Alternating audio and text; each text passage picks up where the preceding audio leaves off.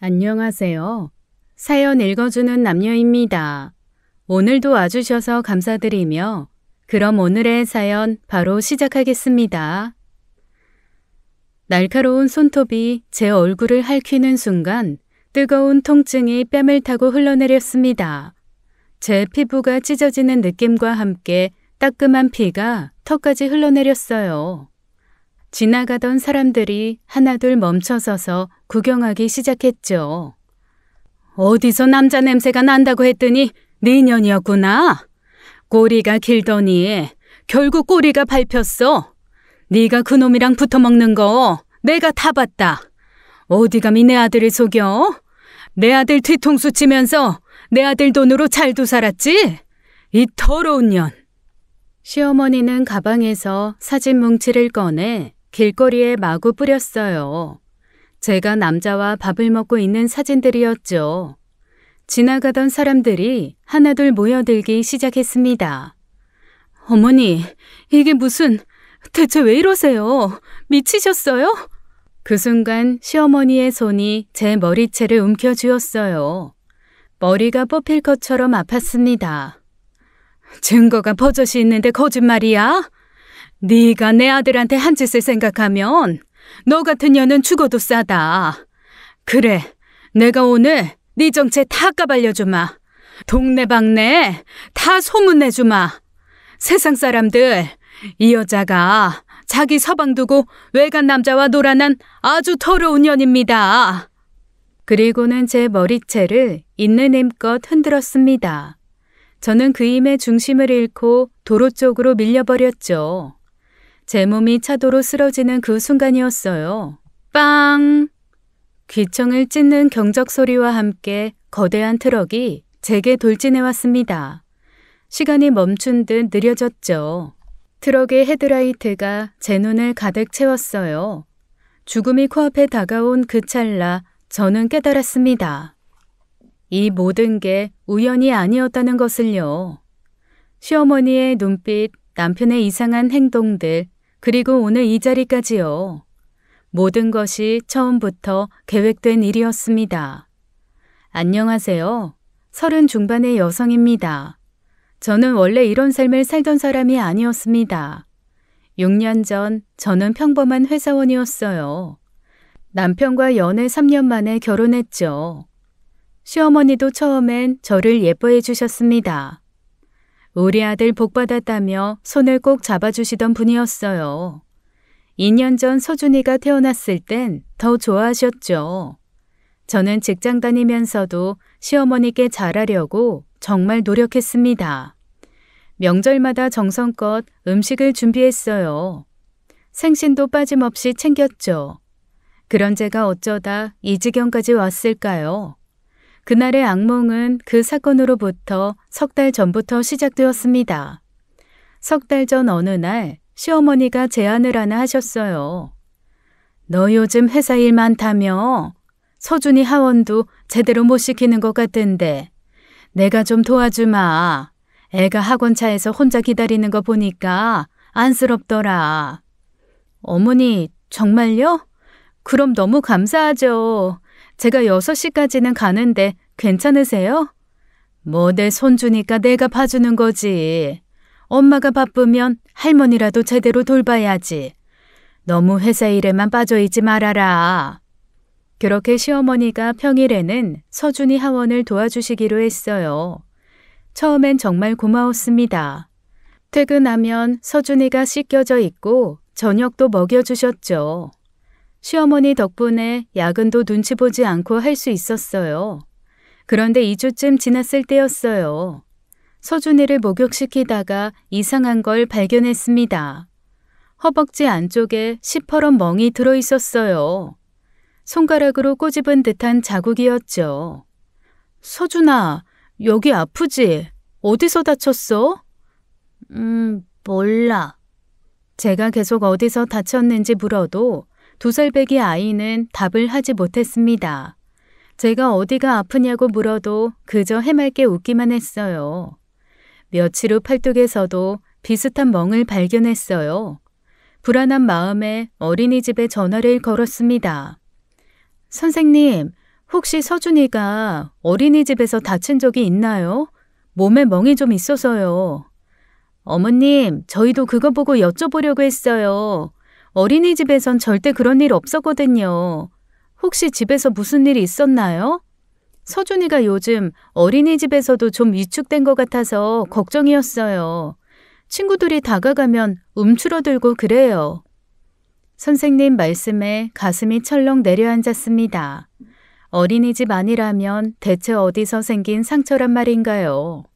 집에는 저와 남편 그리고 시어머니 뿐인데요. 그날 밤 저는 잠을 이룰 수 없었어요.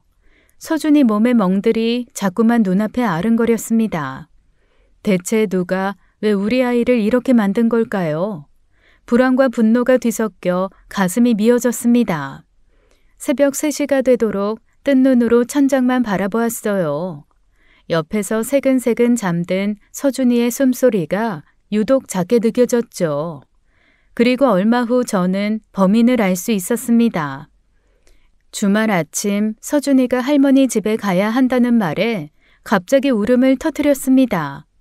평소와 달리 심하게 울며 제 다리를 꼭 붙잡았어요. 서준아, 왜 그래? 할머니 집 가기 싫어? 왜? 할미가 아야했어. 여기. 아이가 자기 허벅지를 가리키며 울먹였습니다. 그 순간 제 심장이 멈추는 것 같았어요. 설마 했던 의심이 확신으로 변하는 순간이었죠. 아이의 작은 몸에 난 멍들이 얼마나 아팠을지 생각하니 분노가 올라왔습니다.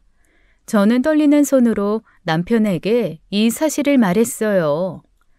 여보, 서준이가 할머니가 꼬집었다고 하는데 서준이 몸에 있던 멍, 어머니가 그러신 것 같아. 뭐?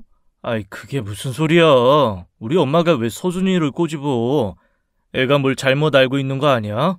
원래 애들은 아무 말이나 하기도 해. 설마 우리 엄마가 그런 짓을 왜 해?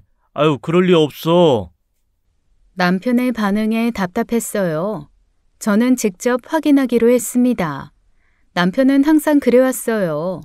시어머니 일이라면 무조건 감싸고 보는 게 먼저였죠. 제가 아무리 설명해도 귀를 막고 있는 것 같았습니다. 그날 오후 시어머니를 찾아갔어요. 어머니, 혹시 서준이 꼬집으신 적 있으세요? 아이 몸에 멍이 들어있어서요. 뭐? 내가 왜 네 아들을 꼬집어? 서준이가 할머니가 아프게 했다고 하는데요.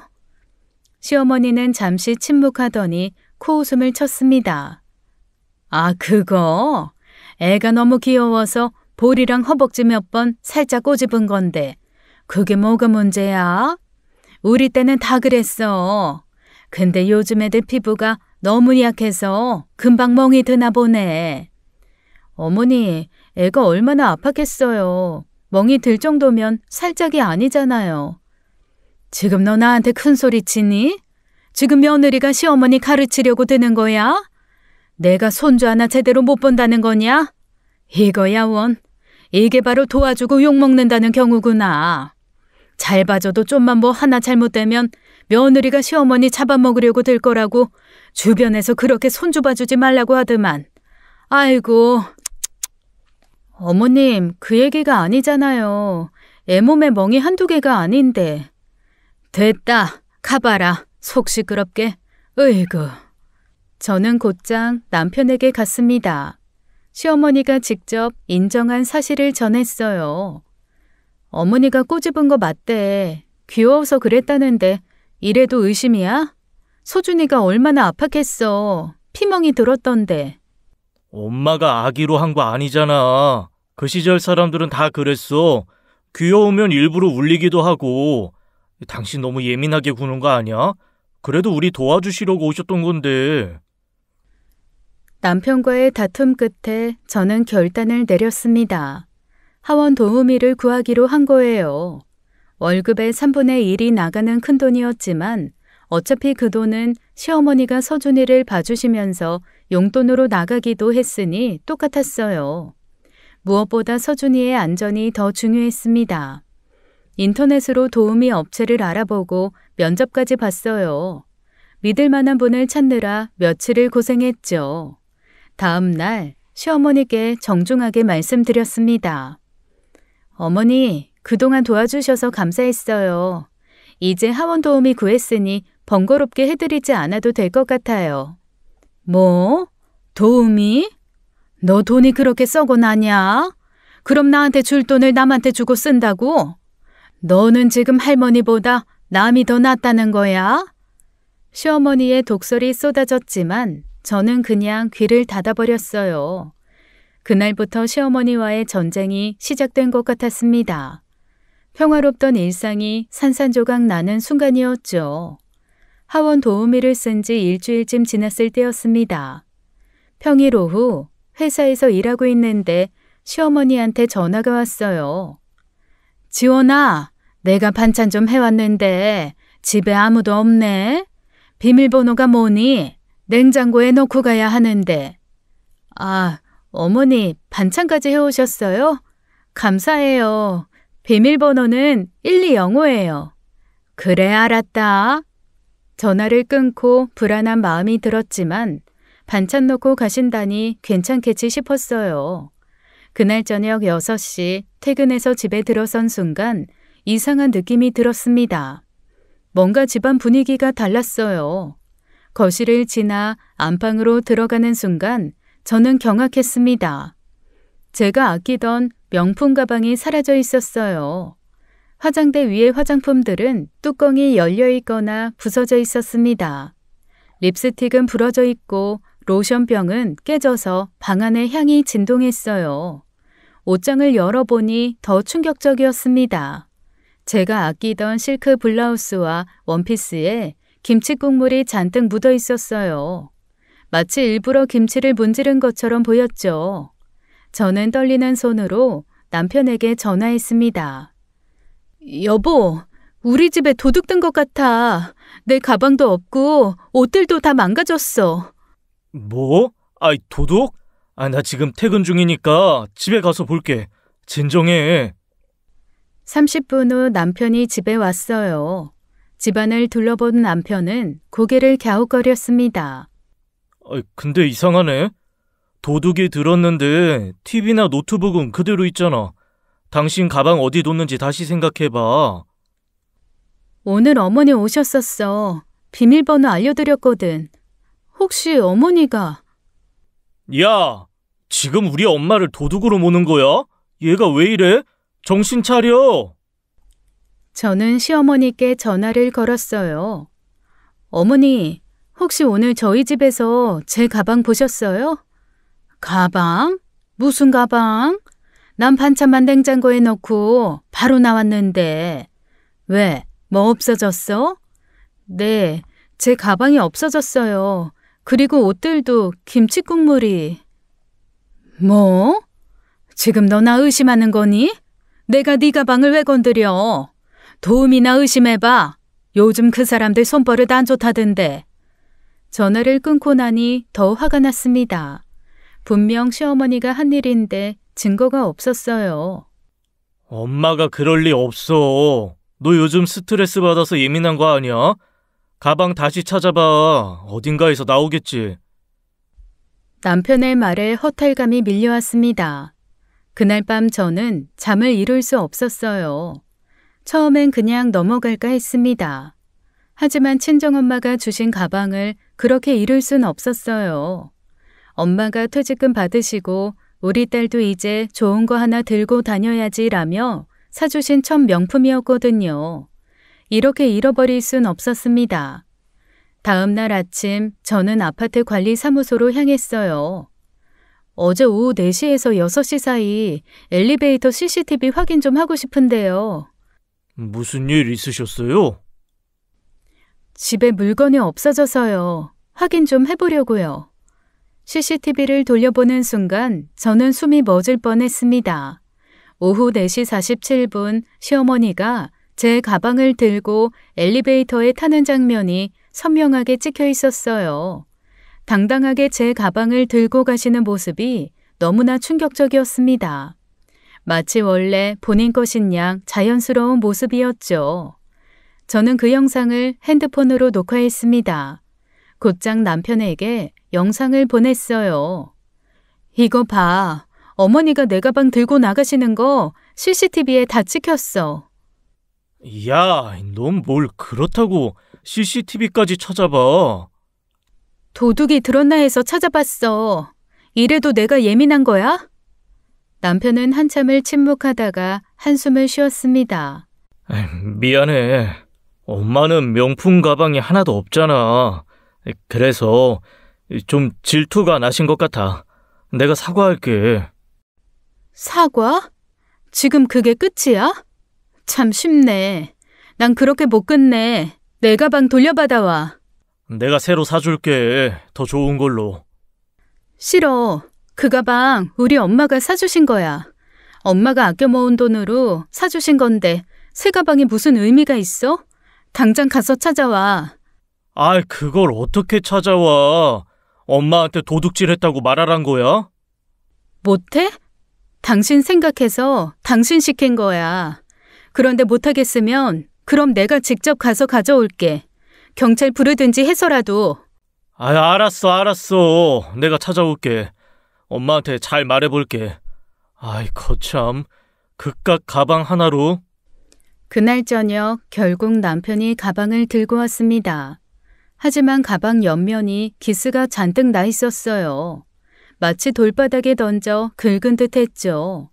시어머니의 악의가 그대로 느껴졌어요. 이거 엄마가 실수로 그랬다고 하시는데. 실수? 이게 실수로 보여? 정말 미안해. 엄마가 요즘 갱년기가 심하신 것 같아. 저는 더 이상 참을 수 없었습니다. 집 비밀번호 바꿀 거야. 그리고 앞으로 내가 없을 때는 절대 어머니 집에 들이지 마. 지원아, 그건 좀. 못하겠으면 나도 생각이 있어. 선택해. 참나. 알았어. 약속할게. 저는 그날로 비밀번호를 바꿨습니다. 남편과의 약속을 믿고 한 번만 더 참기로 했어요. 하지만 마음 한구석에선 불안이 계속 커져갔습니다. 시어머니의 행동이 점점 도를 넘고 있다는 걸 느꼈거든요. 이게 시작에 불과하다는 걸 그때는 몰랐습니다. 한 달이 지나 7월이 되었습니다. 저희는 여름 휴가로 발리 여행을 계획하고 있었어요. 서준이와 처음 가는 해외여행이라 설레었죠. 어느 날 저녁 남편이 조심스럽게 말을 꺼냈습니다. 여보, 이번 여행에 우리 엄마도 모시고 가면 어때? 엄마가 요즘 우울해하시는데 기분 전환 좀 시켜드리고 싶어서. 뭐? 어머니를? 지난번 일들 다 잊었어? 나 불편해. 이번엔 우리 가족끼리 편하게 가자. 그래, 알았어. 당신 말이 맞아. 우리끼리 가자. 남편이 순순히 동의해서 안심했습니다. 그런데 사흘 후 퇴근해서 집에 들어가니 시어머니가 거실에 앉아 계셨어요. 왔니? 나 이거 좀 봐. 비키니 새로 샀어. 발리 가서 입으려고. 시어머니가 빨간색 비키니와 밀짚 모자를 자랑스럽게 보여주셨습니다. 저는 충격의 말을 잃었어요. 어머니, 발리요? 저희 여행에 같이 가신다고요? 그럼 우리 아들이 같이 가자고 했잖아. 비행기 표도 다 끊었대. 저는 남편을 노려봤습니다. 남편은 시선을 피했어요. 저는 조용히 남편을 안방으로 데리고 들어와 말했죠. 여보, 이번엔 우리끼리 가기로 했잖아. 어떻게 된 거야? 엄마가 너무 가고 싶어 하셔서 이번 한 번만 같이 가자. 그때 시어머니가 안방문을 벌컥 열고 들어오셨습니다. 근데 아들, 나는 비행기 무서워. 제주도로 바꾸자. 제주도가 더 좋잖아. 어머니, 이미 발리로 숙소도 다 예약했어요. 환불도 안 돼요. 그리고 제주도도 비행기 타야 돼요. 됐다. 제주도는 짧게 타면 되잖아. 그리고 뭐가 안 돼? 취소하면 되지. 그냥 제주도로 바꿔라. 너는 내가 비행기 타다가 심장마비라도 오면 책임질 거니? 그럼 어머니는 다음에 제주도로 따로 모시고 갈게요. 이번엔 저희끼리. 그러자 시어머니가 그 자리에 주저앉아 갑자기 울기 시작했습니다. 아이고, 내 팔자야. 여보, 왜 그리 일찍 갔어? 며느리가 대놓고 시어머니를 이렇게 구박하는데 같이 가기 싫다고 대놓고 말하면 내가 뭐가 되는 거니? 차라리 죽어버려라. 이놈의 서러운 인생이 끝이 나지. 시어머니가 바닥에 주저앉아 대성통곡을 했어요. 남편이 당황해서 시어머니를 부축했습니다. 엄마, 울지 마세요. 제주도로 갈게요.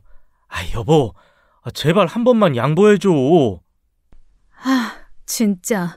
어머님 왜 그러세요? 엄마가 이러시는데 어떡해. 이번 한 번만, 제발. 저는 더 이상 말하고 싶지 않았습니다. 결국 발리 여행은 취소하고 제주도로 변경했어요. 숙소 취소 수수료만 50만 원이 나갔죠. 그날 밤 저는 생각했습니다. 갑자기 시어머니가 저렇게 애처럼 변하신 게 무슨 다른 일이 있는 게 아닐까 하고요. 제주도 출발 일주일 전 시어머니가 또 연락을 했습니다.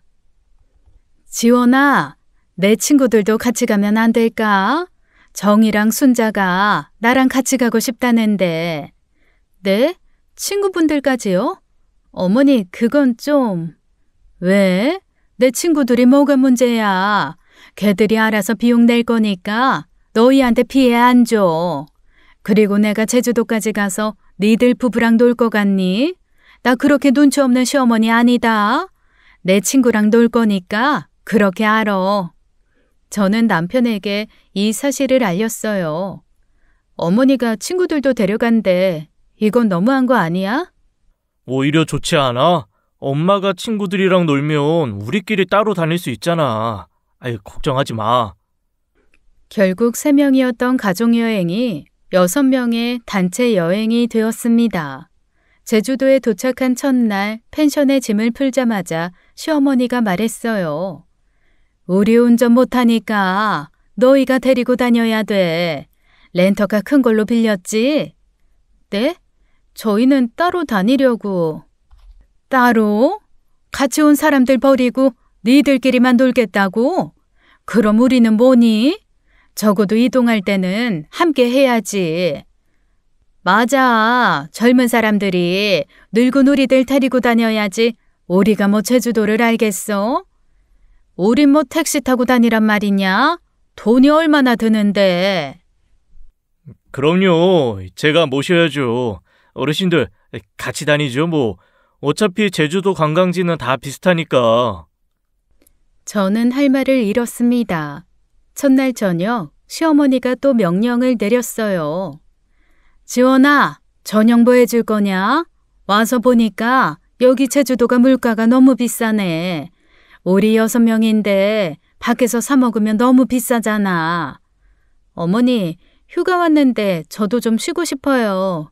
밖에서 먹어요. 아니, 넌 서준이 밥도 안 해준다고? 애엄마가 그래도 되는 거냐? 요즘 젊은 며느리들은 정말 버릇이 없네. 우리 때는 시부모 모시고 여행 오면 당연히 며느리가 다 했어. 그러는 거 아니야, 민수처. 여보, 그냥 간단하게 뭐 좀 해주면 안 돼? 밖에서 먹기에는 엄마가 불편하신가 봐. 고기 내가 구울게. 밑반찬이랑 밥만 해. 찌개도. 아니, 그냥... 엄마, 나 배고파. 그래, 서준아, 조금만 기다려. 결국 저는 6인분의 저녁을 준비했습니다. 삼겹살을 굽고 된장찌개를 끓이고 밑반찬을 준비했어요. 시어머니와 친구들은 술을 마시며 수다를 떨었습니다. 우리 며느리가 회사 다닌다고 집안일을 소홀히 해. 애도 도우미한테 맡기고. 요즘 여자들 다 그래. 돈 좀 번다고 까불어.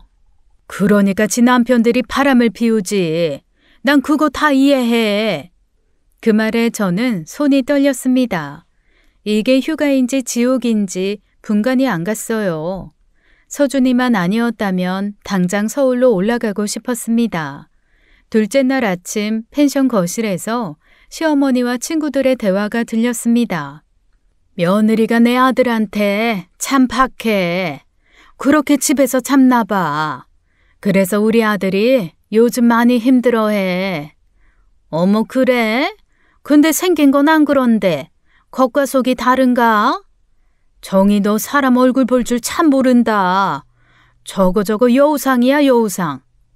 아주 그런 것 같아. 밖에서 뭐라고 돌아다니는지 원. 그런 여자애들이 제일 무서워. 밖에서 뭐 하는지 누가 알겠어? 그렇다니까.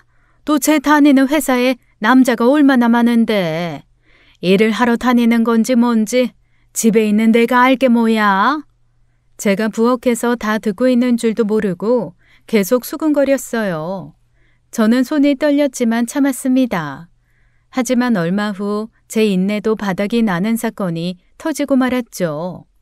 점심시간 시어머니가 또 요구를 했어요.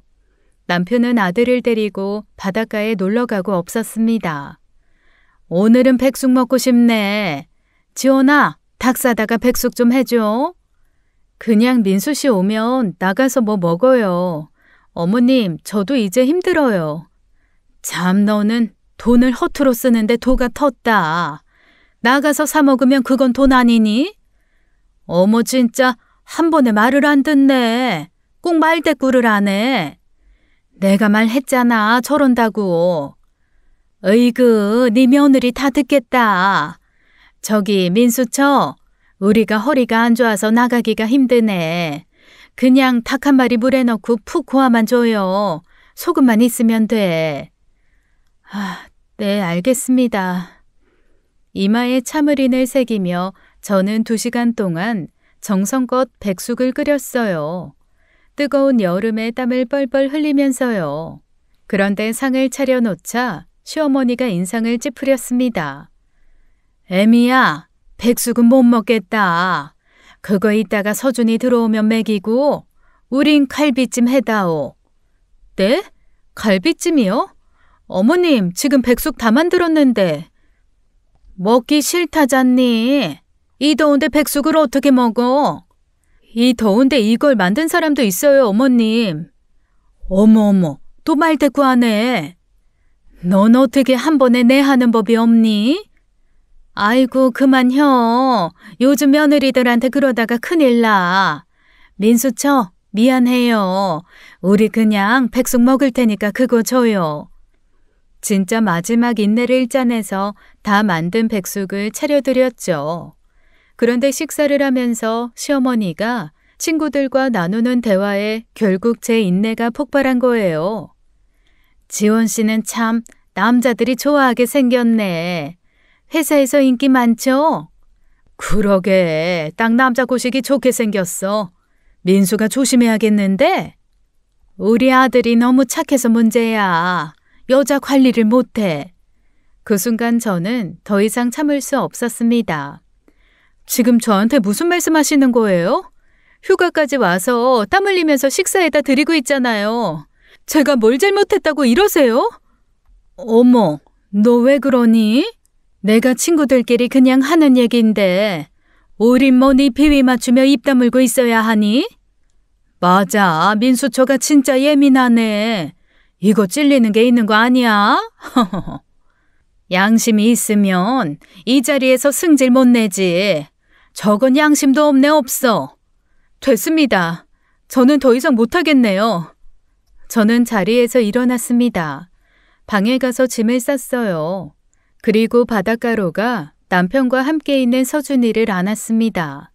아니 뭐해? 어디가? 서울 올라갈 거야. 넌 어머니랑 재밌게 놀다 와. 갑자기 왜 이래? 무슨 일 있었어? 네 엄마랑 친구들이 날 대체 뭘로 보는지 내가 진짜 못 참겠다. 궁금하면 네 엄마한테 물어봐. 난 노력 많이 했어. 근데 이제 더는 못 참아. 여보! 저는 서준이를 데리고 택시를 타고 공항으로 갔습니다. 그날 밤 비행기로 서울에 도착했어요. 핸드폰은 꺼버렸습니다. 남편과 시어머니의 연락을 받고 싶지 않았거든요. 다음 날 아침 9시 현관문이 거칠게 열렸습니다. 남편이 서울로 올라온 거였어요. 너 지금 이게 뭐 하는 짓이야? 어른들 앞에서 이게 무슨 버르장머리냐? 그리고 가버리면 내 입장은 뭐가 돼? 버르장머리? 네 엄마랑 친구들이 날 어떻게 취급했는지 다 듣고 이러니? 하인도 그렇게 부리지 않아. 기껏 거기 가서 식사 다 해서 바쳤더니 뭐? 내가 여우상? 남자를 잘 꼬시게 생겨? 바람 피운다고 수근거리고. 그래도 어른들인데 참았어야지. 애까지 데리고 그냥 와버리면 어떡해? 참으라고? 넌 바다가 놀러가서 혼자 재미나고 난 참으라고? 네 엄마가 우리 서준이 꼬집어서 멍들게 한 것도 참았어. 내 가방 훔쳐간 것도 참았어. 내가 어디까지 더 참어? 나도 이제 못 참아. 그래, 그럼 네 마음대로 살아. 남편은 저를 노려보더니 현관문을 쾅 닫고 나가버렸습니다. 그리고 2시쯤 되니 이번에는 시어머니가 찾아왔죠. 너 그러는 거 아니다. 너 때문에 내가 친구들한테 얼마나 망신당했는지 알아? 며느리가 시어머니 버리고 도망갔다고 다들 비웃더라. 먼저 저 모욕하셨잖아요. 친구들한테 거짓말이나 하시고. 거짓말? 내가 무슨 거짓말을 해? 너 정말 양심이 없는 거니? 너 회사 남자들이랑 놀아나는 거 나 다 알고 있다. 뻔뻔해도 유분수지. 그건 또 무슨 소리예요? 저 회사 사람들과 공적인 관계만 유지해요. 입 닫아. 넌 서준이 엄마 자격도 없어. 어떻게 애 엄마가 바람이 나서는? 그러더니 화가 난 시어머니가 제 뺨을 때리려고 손을 올렸습니다. 저는 재빨리 그 손을 잡았죠. 어머니, 정말 미치신 거예요? 저는 시어머니를 밀치고 집을 나왔습니다. 아파트 앞에서 택시를 잡으려고 했어요. 친정으로 가려고 했죠. 그런데 시어머니가 따라 나왔습니다. 어디가? 이거나 봐. 이래도 뻔뻔하게 나올 테냐? 시어머니가 가방에서 사진들을 꺼내 길에 뿌렸습니다. 제가 회사 과장님과 점심을 먹는 사진이었습니다. 평범한 회사 점심 사진인데 마치 불륜 증거인 것처럼 흩뿌렸어요. 네가 이 남자랑 바람난 거 나 다 알고 있다. 바람난 주제 감히 나한테 대들어? 이런 싸가지 없는 년. 옛날이었으면 너 같은 년은 길에서 돌 맞았어. 그때 시어머니가 재빨리 제 머리채를 움켜쥐었습니다. 벗어나려 했지만 어찌나 세게 잡았는지 빠져나올 수가 없었죠. 그때 시어머니가 저를 밀어서 저는 균형을 잃었어요. 그대로 도로 쪽으로 쓰러졌습니다. 그때 큰 트럭이 경적을 울리며 달려왔어요. 천만다행으로 불과 제 1m 앞에서 급정거를 했습니다. 조금만 늦었으면 저는 정말 이 세상 사람이 아니었을 겁니다. 미쳤어요? 사람을 차도로 밀면 어떻게 해요? 저는 그 순간 깨달았습니다. 이 모든 게 우연이 아니라는 것을요. 저는 몸을 일으켜 시어머니를 노려봤습니다. 더 이상 참을 이유가 없었어요. 짝! 제 손이 시어머니의 뺨을 때렸습니다. 시어머니가 충격을 받은 듯 비틀거렸어요. 네가 감히! 어머니가 먼저 저 죽이려고 했어요. 이 일 이대로 끝날 거라 생각하지 마세요. 저 절대 그냥 못 넘어가요. 저는 곧장 어린이집으로 갔습니다. 서준이를 데리고 친정으로 향했어요. 친정 부모님은 제 모습을 보고 깜짝 놀라셨습니다. 지원아, 너 얼굴이 왜 이래? 무슨 일 있었어? 엄마, 그게... 저는 친정 부모님에게 그동안 있었던 일, 오늘 있었던 일 모두 다 말했어요. 친정 부모님이 대노하셨어요. 그날 저녁 아버지가 남편을 불렀습니다. 안 싸더니 내 딸을 폭행했다고? 이게 뭔가? 제대로 설명해봐. 설명은 무슨 설명을 해? 자네 진짜 실망했네. 이럴 거면 갈라서 내가 좋게 화해하고 끝내라고 할 줄 알았나? 죄송합니다, 아버님, 어머님. 정말 죄송합니다. 죄송? 지원이가 죽을 뻔했는데 지금 이게 죄송으로 끝날 일이야? 됐고, 갈라서. 나 더는 자네 집에 내 딸 못 보내. 무서워서 못 보내. 남편은 고개를 숙였습니다. 그리고 저를 따로 불러냈어요. 여보, 미안해. 이건 진짜 엄마가 너무 심했다. 내가 대신 사과할게. 됐어. 이제 와서 사과를 해? 그럼 그동안은 뭐였는데? 사실 엄마가 요즘 정신적으로 불안정해. 병원 가보니 심한 우울증이래. 망상 장애도 있으신 것 같고. 서준이 학대하고 내 물건 훔치고 폭행하고 거기다 날 불륜이어 취급하다가 죽일 뻔했어. 그게 다 우울증이다. 망상이다. 참 속 편한 병이네. 그거 하나로 퉁치면 되니까. 헛소리 할 거면 나가. 변명을 하려거든 좀 더 그럴싸하게 해. 그래야 성이라도 인정받지. 남편이 한숨을 쉬며 말했습니다. 그래, 알았어. 변명 안 할게. 지원아, 솔직히 우리 이혼하자.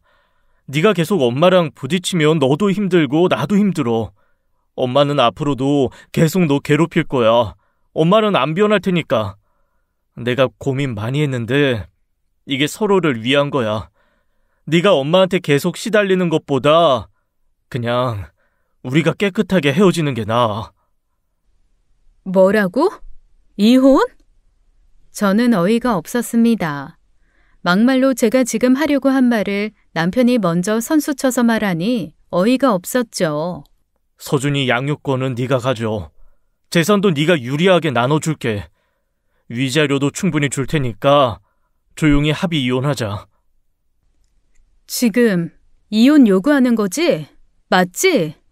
다른 방법이 없잖아. 엄마가 저러는데.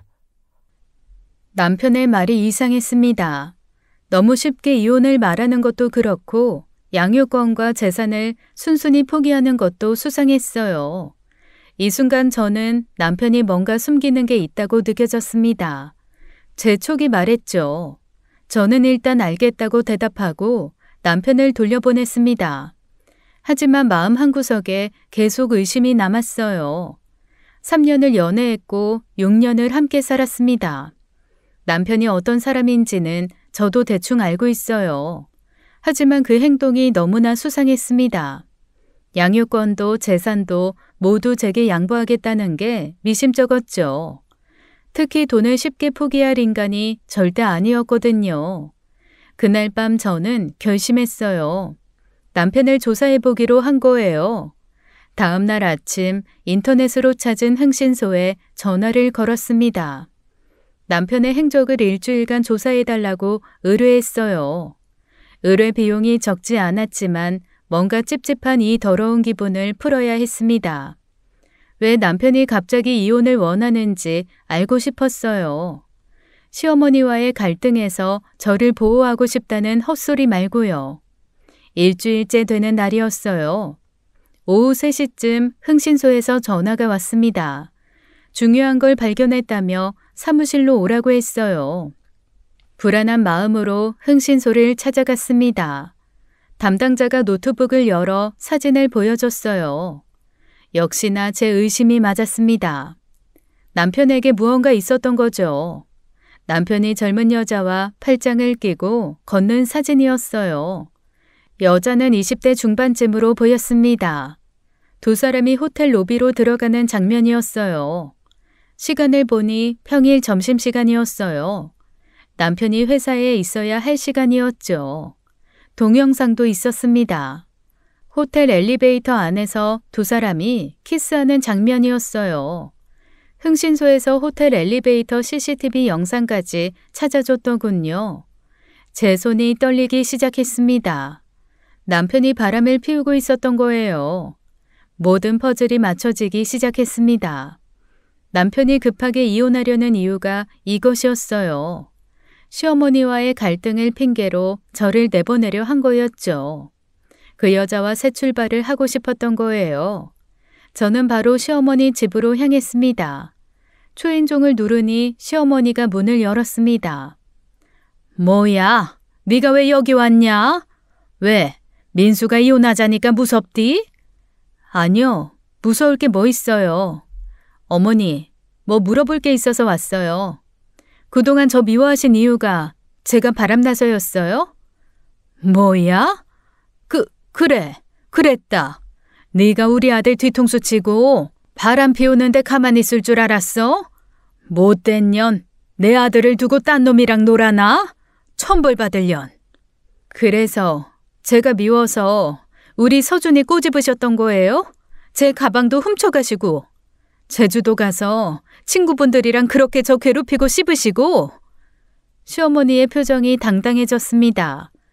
그래, 말 나온 김에 나도 다 말하자. 너 이혼할 때 꼭 서준이 친자검사해라. 민수 아들 아니면 양육비? 그거 한 푼도 못 주니까.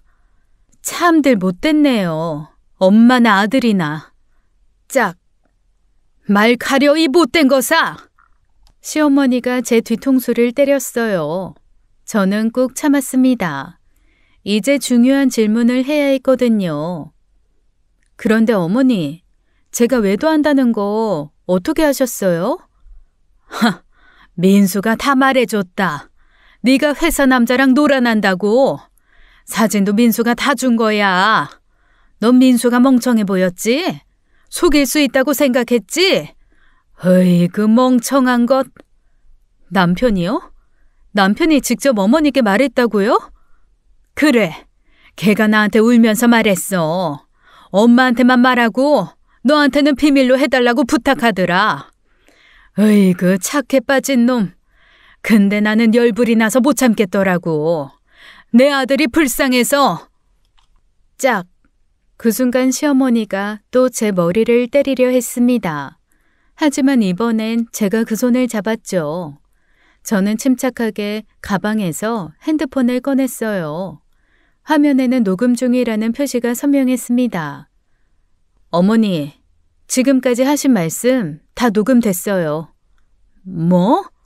이거 너 이걸 왜 녹음해?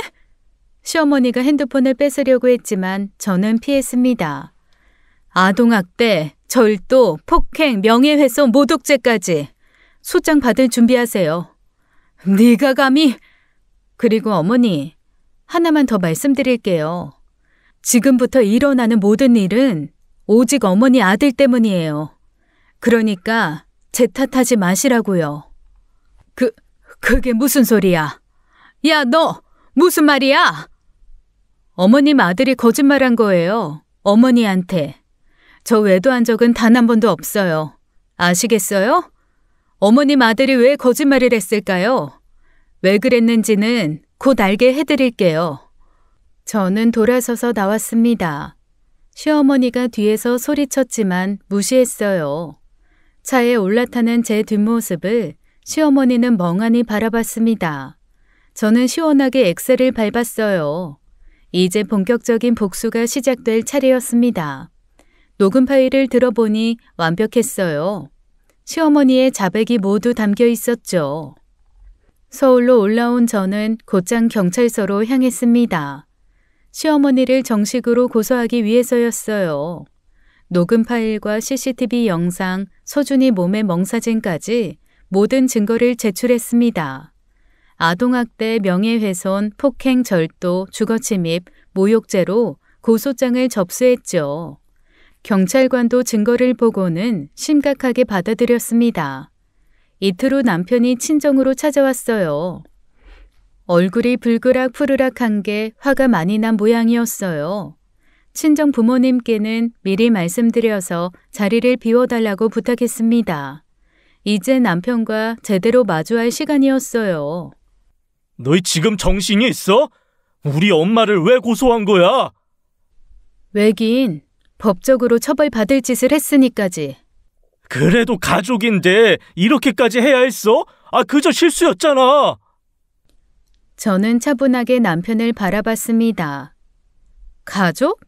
네가 뒤에서 어머니 조종한 거 다 알아. 뭐? 무슨 소리야? 네가 어머니한테 내가 외도한다고 거짓말했잖아. 사진도 네가 줬고. 남편의 얼굴이 창백해졌습니다. 그게... 어머니가 다 말하셨어. 대단한 모성이더라. 나 그거 다 녹음도 했어. 네가 나 쫓아내려고 어머님 이용한 거잖아. 아니야? 아니야, 무슨 헛소리를... 헛소리? 네가 어머니한테 거짓말해서 우리 서준이 학대당했어. 나도 죽을 뻔했고. 저는 일어서며 말했습니다. 이제부터 너한테 지옥을 보여줄게.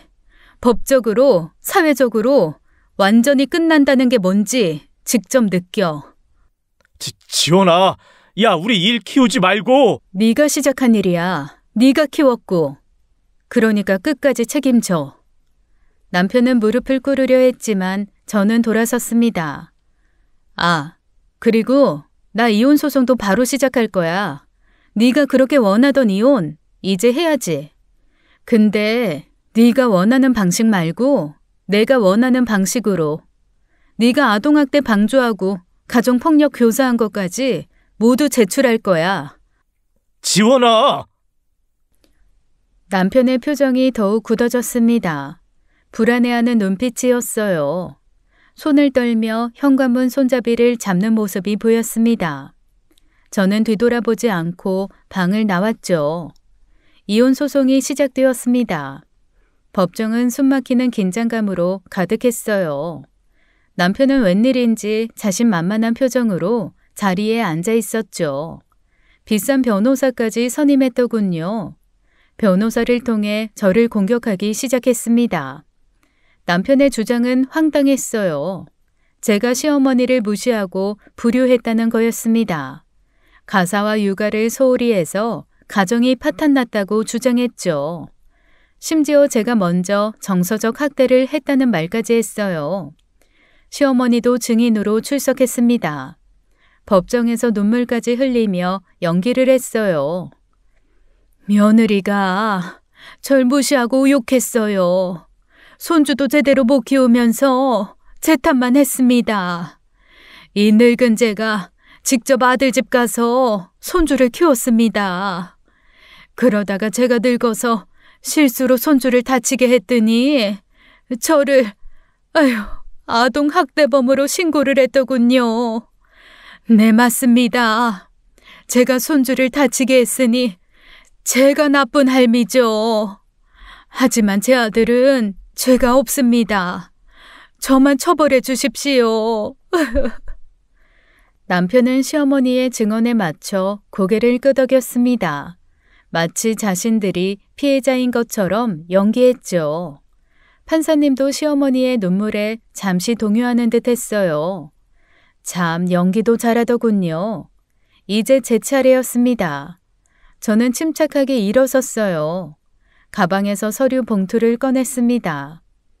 판사님, 제출할 증거가 있습니다. 판사가 고개를 끄덕이자 저는 사진들을 제출했어요. 남편이 젊은 여자와 호텔에 들어가는 사진이었습니다. 엘리베이터에서 키스하는 동영상도 있었죠. 법정이 술렁이었습니다. 남편의 얼굴이 하얗게 질렸어요. 손이 떨리는 게 멀리서도 보였습니다. 변호사에게도 숨긴 모양이었는지 남편 측 변호사도 당황했습니다. 서류를 떨어뜨릴 정도로 흔들렸죠. 이거 조작이야. 합성사진이야. 하지만 증거는 확실했습니다. 절대로 조작할 수 없는 원본들이었죠. 날짜와 시간, 장소까지 명확했어요. 판사가 남편을 바라봤습니다. 그 눈빛에는 경멸이 담겨 있었어요. 시어머니도 충격을 받은 듯 했습니다. 아들이 진짜 바람을 피운다는 건 몰랐나 봐요. 저를 모함하기 위한 거짓말인 줄만 알았던 거죠. 저는 추가 증거를 제출했습니다.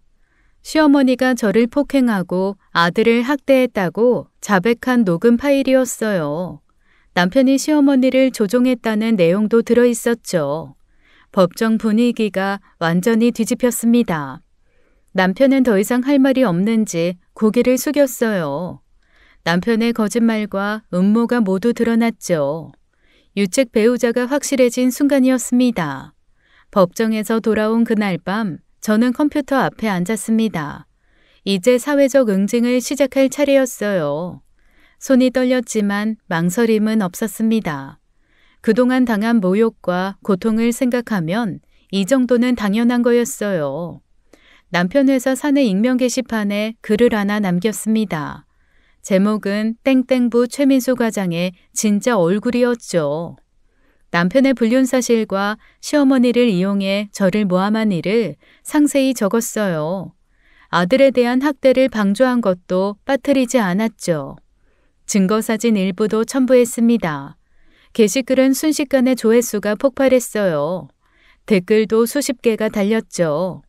이런 사람이랑 같이 일했다니 충격이네요. 인면수심, 부인이 불쌍하다 같은 댓글들이 쏟아졌습니다.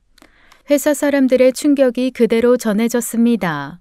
남편이 회사에서 쌓아온 이미지가 한순간에 무너지는 거였어요. 다음은 시댁 친척들이었어요. 카톡으로 단체 메시지를 보냈습니다. 큰아버지, 작은아버지, 고모, 사촌들까지 모두에게요. 남편의 불륜 증거와 법정 기록을 첨부했죠. 남편 친구들에게도 똑같이 보냈습니다. 대학 동창, 군대 동기, 회사 동료들까지요. 남편이 그동안 제 욕을 어떻게 했을지 뻔했거든요. 아마 자기는 착한 남편인데 아내가 문제라고 했겠죠. 진실을 알려줄 필요가 있었어요. 그리고 상간녀 소송도 시작했습니다. 이수진이라는 여자였어요. 남편 회사 거래처 직원이었어요. 처음엔 그녀도 피해자인가 싶었지만 조사해보니 아니었어요. 남편이 유부남인 걸 알면서도 1년째 만났더군요. 심지어 제 SNS를 몰래 염탐하기도 했다는 걸 알았습니다. 5천만 원 손해배상을 청구했어요. 이틀 후 남편이 친정으로 찾아왔어요. 얼굴이 벌겋게 상기되어 있었습니다. 너 미쳤어? 회사에 왜 그런 글을 올려? 내가 회사에 어떻게 다니라고? 네가 한 일에 대한 대가야. 당연한 거 아니야?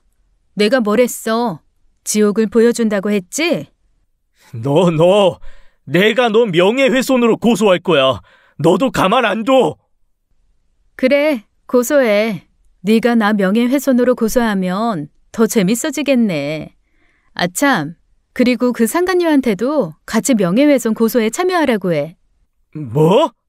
네가 나한테 명예훼손 소송 걸 거면 이수진한테도 참여하라고 하라고.